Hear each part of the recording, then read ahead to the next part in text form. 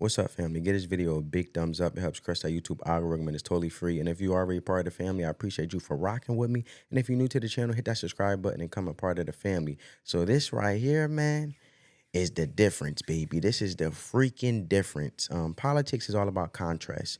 You're contrasting two different political parties, two different candidates, and making a decision who's going to be better for me or who's more fit for the job and who's answering the tough questions, right? Making a case. Well, it's been, what, nearly 3 months, and I think we have seen enough. There's been enough time to see the difference. You know, the leftist media trying to tell Kamala Harris she needs to do more public events and not just little softball, t-ball interviews. Check this out, family. Softball interviews is going to put this to rest. I understand the point that you're making, but I think the decision that I'm looking for from the Harris team is who are they choosing to sit down with? And is that going to be something where you come away feeling like she took the hard questions, or if this, snowball continues? No news conferences for Harris, no sit-down interviews. The questions, the coverage hasn't been tough enough. Tom? Yeah. She's doing interviews with content creators today instead of, So let's call it the Harris honeymoon, right? When does the Harris honeymoon end? Because at some point she's going to have to sit down. She's going to have to do a serious interview. She's going to have to go unscripted, maybe even a full news conference, but it has to happen. Well, you know these softball interviews were never going to cut it, especially if you're such a walking, talking disaster. You show up to these T-ball, softball interviews, kind of the whole point of softball and T-ball is it's supposed to make it a little bit easier for you to hit it. But despite the fact you keep striking out, Kamala Harris can't get the job done. She can't get the big optics win, even when people are handing it to her, lobbing the ball so softly, so gently, setting up for her, saying, Kamala, we're giving you the questions. We even helped you in your answers, and we're even editing your answers, and it's still not working. It's a complete, utter disaster. Meanwhile, the Trump camp, Donald Trump and J.D. Vance, keep going directly into the lion's den, and they're absolutely killing it. And we are reaching the home stretch here, folks. It's time to get the job done. The clock is ticking down. Who's going to make that clutch play? Well, it seems as though it's coming from the Trump team. J.D. Vance blesses the internet with yet another home run. And like I'm saying, friends, the contrast is just couldn't be more clear who's competent and who is frankly incompetent. Well, let's take a look. We got some stuff to get into, so let's roll the tape, all right? So usually some of these clips need a little bit of a preparation, a little bit of context before I play them. This one, quite frankly, don't need anything. Take a look. The incidents were limited to a handful of apartment complexes, and the mayor said our dedicated police officers have acted on those concerns. A handful of problems. Only, Martha, do you hear yourself? Only a handful of apartment complexes in America were taken over by Venezuelan gangs, and Donald Trump is the problem and not Kamala Harris's open border? Americans are so fed up with what's going on, and they have every right to be. And I really find this exchange, Martha, sort of interesting because you seem to be more focused with nitpicking everything that Donald Trump has said rather than acknowledging that apartment complexes in the United States of America are being taken over by violent gangs. I worry so much more about that problem than anything else here. We've got to get American communities in a safe space again. And unfortunately, when you let people in by the millions, most of whom are unvetted, most of whom you don't know who they really are, you're going to have problems like this. Kamala Harris, 94 executive orders that undid Donald Trump's successful border policies. We knew this stuff would happen. They bragged about opening the border, and now we have the consequences, and we're living with it. We can do so much better, but frankly, we're not going to do better, Martha, unless Donald Trump calls this stuff out.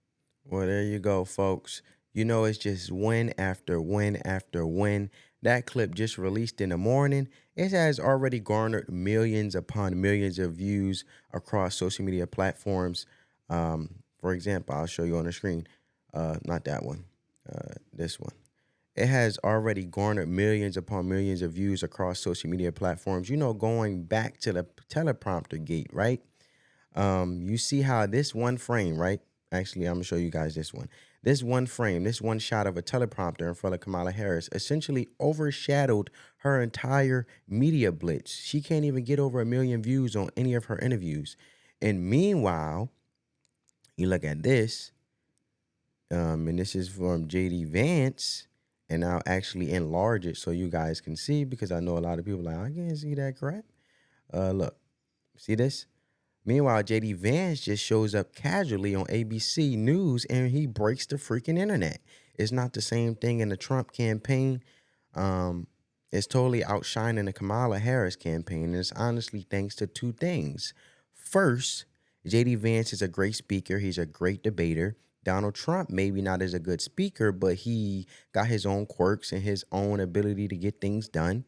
And he just does it in very, rash kind of way. But anyways, the point is they're both good at what they do in their own ways. And the second element is, these talking heads in the media are just the worst. Holy freaking moly. They just continually prove us right and over again, making utter fools of themselves, sending thousands of more people every time to the Trump camp.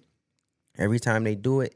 And this interview with JD Vance, I think, perfectly encapsulates the shameless partisan bias that has overtaken mainstream media outlets.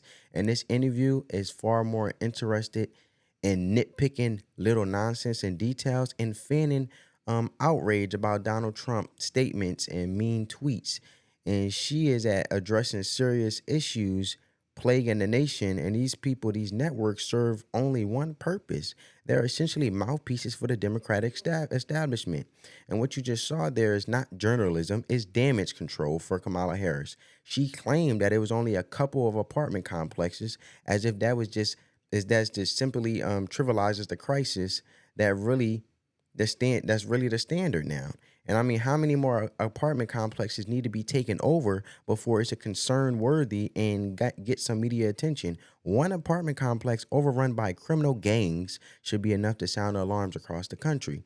Instead of addressing the unchecked flood of illegal immigration under Kamala's watch that's clearly led to a skyrocketing in crime, this interviewer rather chooses to downplay the severity of the problem, defending the administration so pathetically by clinging to the weak technicalities, of course, minimizing the suffering of real people. And that's what these people do, folks. And I don't know about you guys, but my view is that Americans deserve better. And this kind of gaslighting from the legacy media, ABC News, should be holding power to account regardless of the political party, not running interference for the Biden administration's failures. And the corruption's on full display. We can all see it. But honestly, at this point, I know I'm ranting a little bit and I'm a little bit frustrated.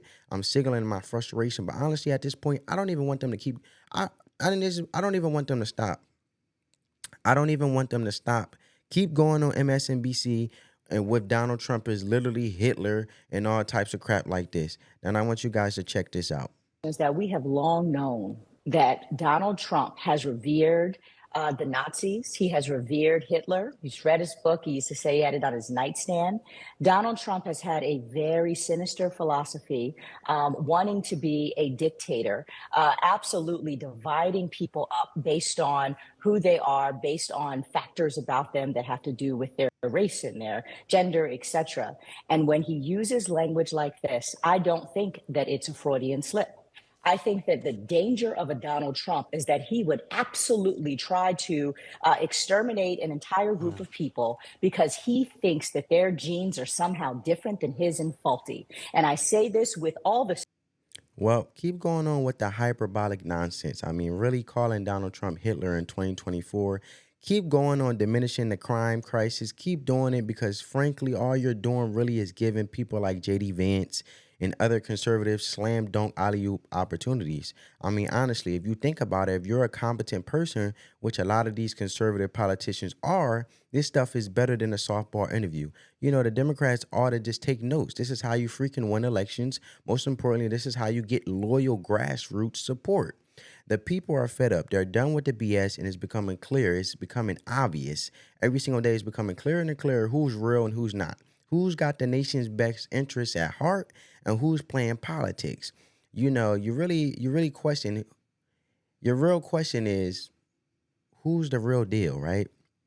Not the phony, not the one that's trying to be divisive and be all dirty and political and playing politics, like I said, as I reiterate again. And I think it's pretty obvious it's Trump and JD Vance. And really the headlines are starting to reflect reality, okay?